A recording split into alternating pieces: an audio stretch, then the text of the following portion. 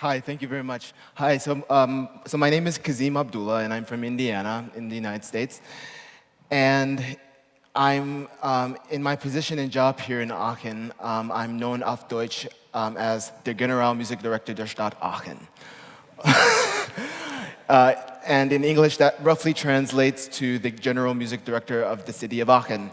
And my duties in this job are not only to be the chief conductor, of the symphony orchestra here in Aachen, but also the artistic director and one of the chief administrators of the opera house and theater here in the wonderful, charming city of Aachen that we all know and love. So today I'm going to talk about what makes opera unique and how it also represents the human condition and the social connections that we make as humans. When I meet people who say they don't like opera, it turns out 9 out of 10 have never actually seen one. They often have a melodramatic impression of what opera is based on, and they have this melodramatic impression based on how it's presented in the mainstream media. I remember I had one person tell me, and he was a real wise guy from New York, "Isn't opera where they sing, 'I love you, I love you, I love you,' and then in the next moment they're saying, 'I'm dying, I'm dying, I die now.'" And it literally takes them 10 minutes just to express that, and I thought, okay, yes, I mean, it can be melodramatic and it can take 10 minutes. But then I also thought, to express something about love or death in 10 minutes is actually quite fast. If you think about it, these are emotions we struggle with our whole lives. That, in essence, is the magical and amazing thing about opera, the expression of the human condition and emotions on a basic level, but with the subtle and sometimes not so subtle nuances of music. So what makes opera unique? So grandiose. Grandiose. That's such an odd and dramatic and over-the-top word, but it does sort of describe what opera is. Well, to many people, it means opulence and diamonds and fur coats and crystal chandeliers and a high-class pastime for people that only have money and that are very rich and wealthy. It's something that's really only for a few people. However, this is a very wrong assumption. Opera is for the masses. It's for everyone, and it always has been. It is first and foremost a popular art and a more popular form of theater. And why, you ask? Because it is emotionally so direct. What better way for expressing the simple statement, "I love you," so strongly and so directly than by having a tenor singing in a French opera come right up to the end of the stage and belt out, "Je t'aime." Now, I'm no opera singer, so please don't judge. But what is interesting to me is that opera is a dichotomy, in that it is monumental in its simplicity. It takes the basic human emotions, pinpoints them, and magnifies them way beyond life size so that you can't miss them. Each emotion comes out at you gigantically in a clear, uncluttered, full-blown way.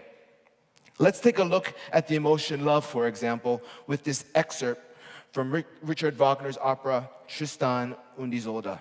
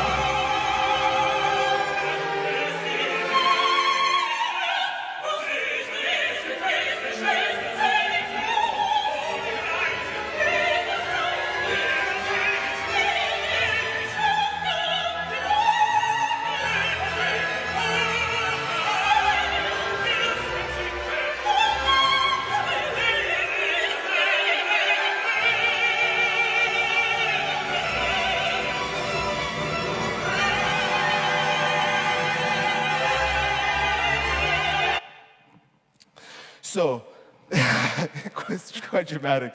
But this opera expresses in the course of an evening almost the entire range of human love, from wild and passionate love to serene and contemplative love of Tristan and Isolde, to the love of a mentor to a mentee, as King Mark does to Tristan in this opera, and the kind of love that a servant can have for the person that they serve between Brangäne and Isolde.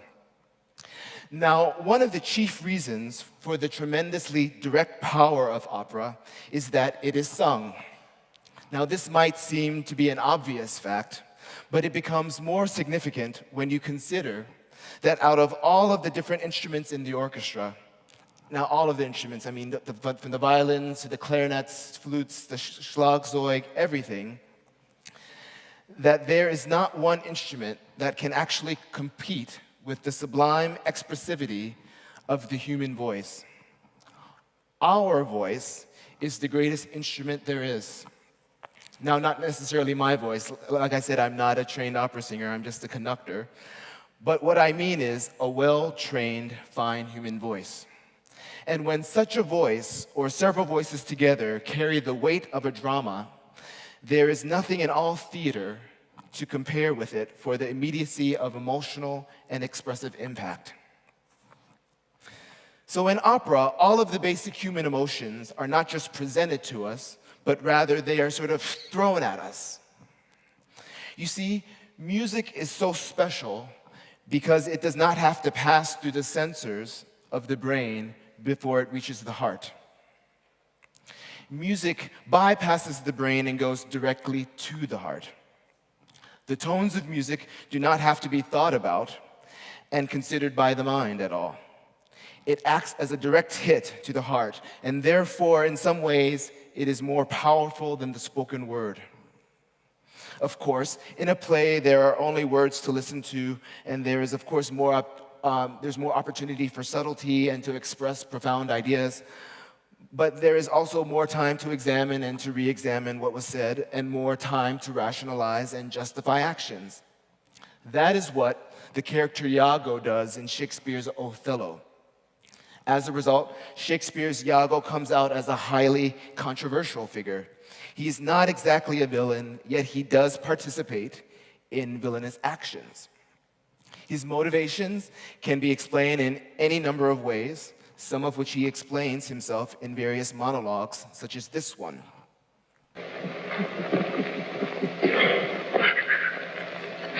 That Cassio loves her, I do well believe it. That she loves him, 'tis apt and of great credit. The Moor, howbeit that I enjoy him not, is of a constant, loving, noble nature, and I dare think he'll prove to Desdemona a most dear husband. Now, I do love her too, not out of absolute lust, though peradventure I stand accounted for as great a sin, but partly led to diet my revenge, for that I do suspect the lusty Moor hath leaped into my seat, the thought whereof doth like a poisonous mineral gnaw my innards, and nothing can or shall content my soul till I am even with him. So hopefully it's not too difficult to understand the English going from American English to old school British English, but now I'm sure you noticed when the Tristan clip was playing that there was very often just big, bold words like mine and geliebter and komm. And, you know, so the opera is really the text of opera is based on just being as basic as possible. Now, can you imagine all of those words that were just said by the gentleman just now being set to music? Absolutely not. The text is too rational, too dependent on the mind for their appeal. In the text of an opera, or the libretto, as it is called, there is no time for analysis and rationalization.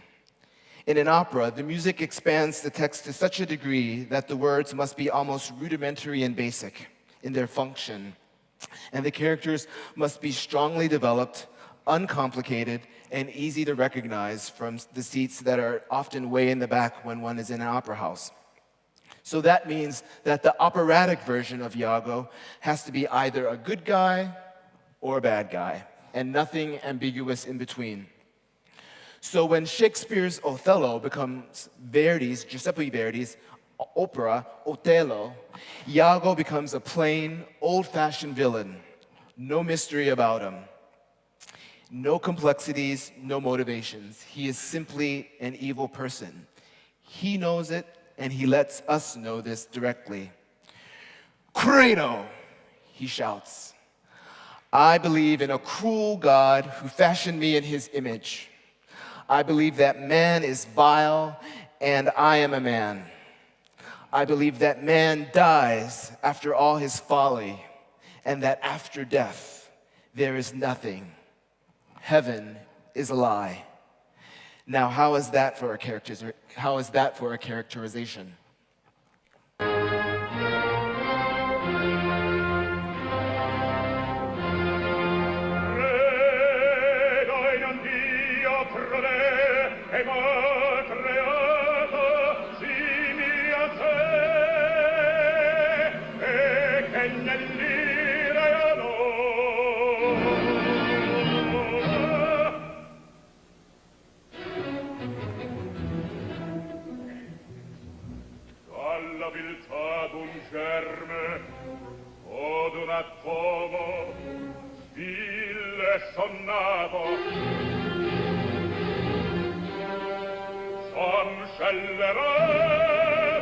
Perché son uomo e sento il canto originario in me.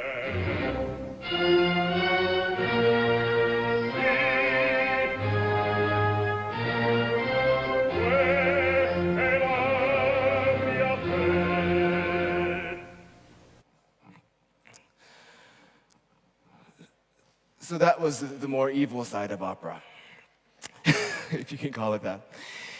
In opera, time is also spent on what matters in life.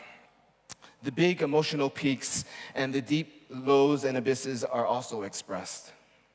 One can experience ecstatic love, deep jealousy, and hate all in the course of an hour, and these emotions are heightened through music. Opera is, you could call it, sort of the world's first multimedia, or as the German composer Richard Wagner called it, Gesamtkunstwerk. Through the combination of music and theater, we can identify with characters. But then, when they feel love, when these characters feel love or despair, loneliness, fear, hope, or jealousy, opera can stop time and explore these moments further through music and movement. Very often, finding a language for these various emotions can be difficult. And here is where music comes in, because it adds a dimension, an expression to the text that words alone can simply not achieve. So why is opera so unique and important? I mean, why is any art form unique and important to expressing human emotions and the social connections between us? It is because it offers us a reflection of who we are, how we relate to others, and what it means collectively and individually to be human. Opera performed live is a uniquely thrilling experience. At its best, it is amazingly powerful and the most emotionally direct of all art forms.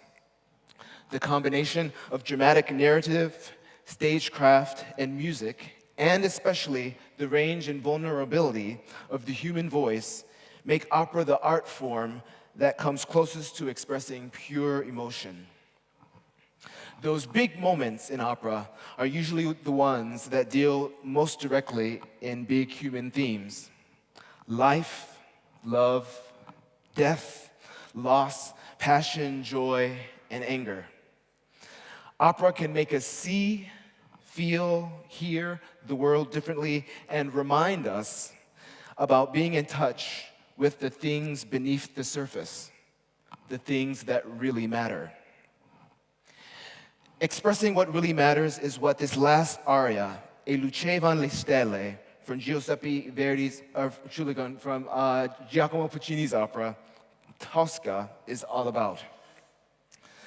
The aria is introduced by a somber clarinet solo, which sets the melancholy and reflective mood of the aria.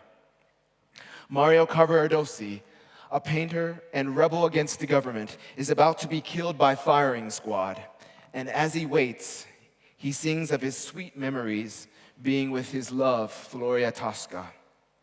I will read the text before playing this final clip. O sweet kisses, O lingering caresses, trembling, I'd slowly uncover her dazzling beauty. Now, my dream of love has vanished forever. My last hour has flown into hopelessness, and never have I loved life more.